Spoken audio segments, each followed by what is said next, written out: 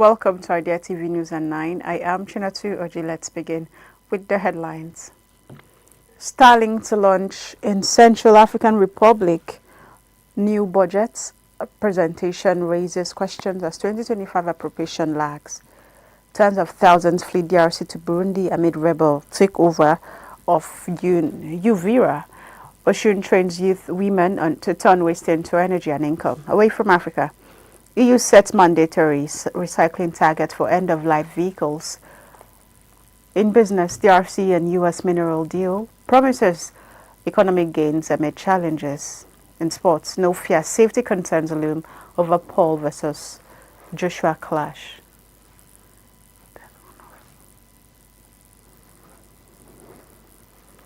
Now the news in full. The Central African Republic has authorized US satellite internet provider STARLINK to begin commercial operations, marking a major step toward expanding connectivity in the country's rural and remote areas.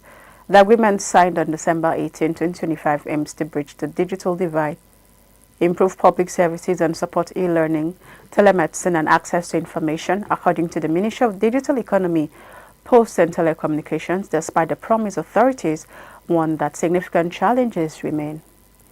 Internet penetration in the country is low, with only 15.5% of the population using online services as of early 2025, and coverage of 4G network is minimal at 0.3%. High costs for STARLINK subscriptions and equipment combined with weak power infrastructure could limit the service's reach and effectiveness. President Faustin Ochanje Tudera emphasized the potential socio-economic benefits of satellite internet, but acknowledged that affordability, energy reliability, and a strong regulatory framework will be crucial to ensure sustainable and inclusive access. Officials also highlighted the importance of training young people for digital-related jobs to maximize the impact of the new technology. Meanwhile, President Bola Tinubu is presenting the 2026 appropriation bill to the National Assembly amid ongoing concerns over the implementation of the 2025 budget. Checks at the Budget Office of the Federation show no published record of 2025 budget performance, raising questions about transparency and accountability as required under the Fiscal Responsibility Act. Experts have described the budgeting system as disorganized, citing overlapping budget, supplementary allocations, and the rollover of unimplemented projects. The presentation takes place in Abuja as the government seeks to harmonize multiple budgets covering 2024, 2025, and 2026. The proposed appropriation, repeal, and reenactment bill for 43.56 trillion naira remains or aims to consolidate emergency expenditures and establish a transparent framework for critical spending. Key allocations include 1.74 trillion to statutory transfers, 8.27 trillion for debt service, 11.27 trillion for recurrent costs, and 22.28 trillion for capital and development projects. Economists and financial analysts warn that without accounting for previous budgets, future planning is undermined. President Tinubu's proposed legislation is seen as an attempt to reset the federal budgeting framework, improve governance, and restore public confidence. Experts, including Professor Ndubisi Nwokoma and Mr. Muda, used to stress the need for holistic reform to ensure fiscal discipline, consolidate unimplemented projects, and strengthen Nigeria's development outcomes. More than 84,000 people have fled Eastern Democratic Republic of the Congo to neighboring Burundi following a Rwanda-backed M23 rebel offensive that captured the strategic city of UVIRA. The United Nations Refugee Agency UNHCR has described the situation as a major humanitarian emergency, with women and children arriving exhausted and severely traumatized. The exodus began in early December and intensified after M23 seized UVIRA on December 10. Refugees report witnessing bombings, artillery fire, and the death of relatives, while many were forced to leave elderly family members behind. Transit points and makeshift camps in Burundi are now overcrowded, with inadequate shelter, water, and sanitation putting particular strain on children and pregnant women. Although M23 announced plans to withdraw from UVIRA this week as part of US and Qatar-led peace efforts, Congolese officials remain cautious due to the rebels' continued presence. The offensive parties of a broader conflict in eastern DRC where over 100 armed groups operate, leaving more than 7 million people displaced and over 400 civilians dead since early December, highlighting the ongoing humanitarian and security challenges in the region. Meanwhile, OSUN State has trained over 1,000 youth and women in converting waste into energy through the Waste to Energy Practical Training Workshop.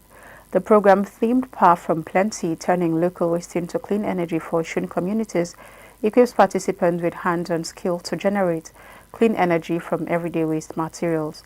The workshop took place on Friday in Osogbo, hosted by the Office of the Director General of Special Envoy of the Governor on Climate Change and Renewable Energy. This marks the second batch of the initiative following an inaugural Waste to Health training in August, reflecting OSUN State's ongoing commitment to green entrepreneurship. Professor Chinwoba Akuigwe, the Special Envoy, highlighted that the initiative links climate action with livelihood, dignity, and community development. Trainees learn to convert plastic, tires, and even animal and toilet waste into gas, diesel, and fertilizer using locally made machines ready for immediate use. The program promotes circular economy practices, empowers vulnerable populations, and demonstrates OSUN State focus on green jobs and people-centered development under Governor Ademola Adeleke. Let's go on a break now. The news continues when we return.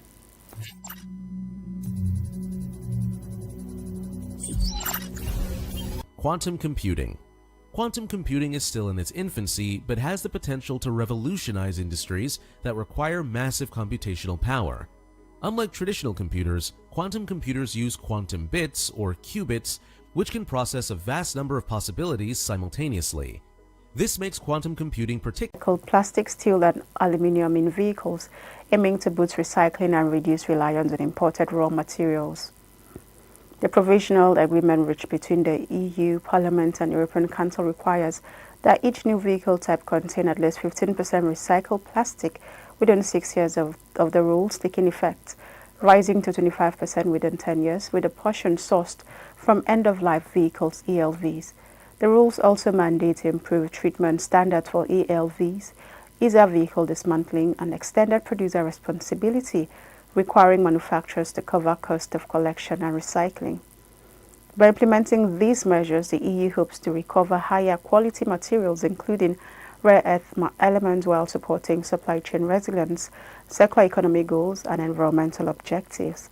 The automotive sector, a major consumer of aluminium, magnesium, platinum, group metals, and natural rubber, will now be guided by these circularity rules, which are aligned with the EU's Critical Raw Materials Act and Industrial Action Plan for the automotive industry. The agreement still requires final approval by the European Parliament and Council before it comes into force. In business, the Democratic Republic of Congo and the United States have signed a landmark agreement on critical minerals aimed at securing supply chains and promoting economic transformation. The deal creates a strategic mineral reserve, ensuring predictable access to key resources like cobalt, while giving U.S. companies preferential rights in the extraction and commercialization. The agreement was formalized this week, positioning the DRC, currently the world's leading cobalt producer, at the center of a global scramble for minerals essential to modern technology. The pact signals increased U.S. involvement in Congolese mining, challenging China's long-standing influence in the sector. Analysts say the deal could bring revenue and investment to the DRC, but caution that African governments often enter such agreements with limited bargaining power, potentially compromising national benefits.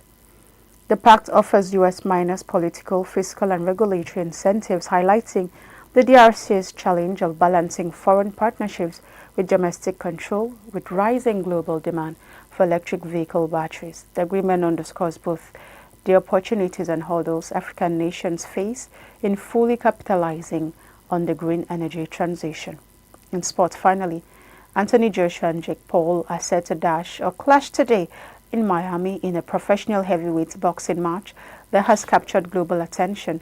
Joshua, an Olympic gold medalist turned professional in 2013, faces Paul, a social media star who transitioned to boxing as a teenager. Both fighters bring contrasting careers and style to the ring, drawing fans from both traditional boxing and online entertainment sphere. The 8th round contest is scheduled for today at the Casella Center in Miami, Florida. The fight marks one of the most anticipated boxing events of the year, with thousands of fans expected to attend in person and millions more following online and on pay-per-view platforms. The bout is as much about conversation and spectacle as it is about sport. Joshua has emphasized the real risk in the ring, warning of potential knockouts, while Paul insists he has no fear and aims to shock the world. The fight carries major financial stakes with an estimated combined purse of £210 million and gives Joshua a chance to rebuild his US profile after September 2024 loss. Experts caution that beneath the hype, both fighters face genuine danger, making this a high-risk professional contest. That's all we have for you on Idea TV News at 9. Before we go, another recap of the headlines. STARLINK to launch in Central African Republic, but challenges remain. New budget presentation raises questions as 2025 appropriation lacks. Tens of thousands flee DRC to Burundi amid rebel takeover in UVIRA. OSUN trains youth women to turn waste into energy and income. Away from Africa, EU sets mandatory recycling targets for end-of-life vehicles and in business. DRC and US mineral deal promises economic gains amid challenges in sport. No fear safety concerns loom over Paul versus Joshua clash. Do not forget to follow us across our different social media platforms. I am Chinatu Ori. Thank you for your time.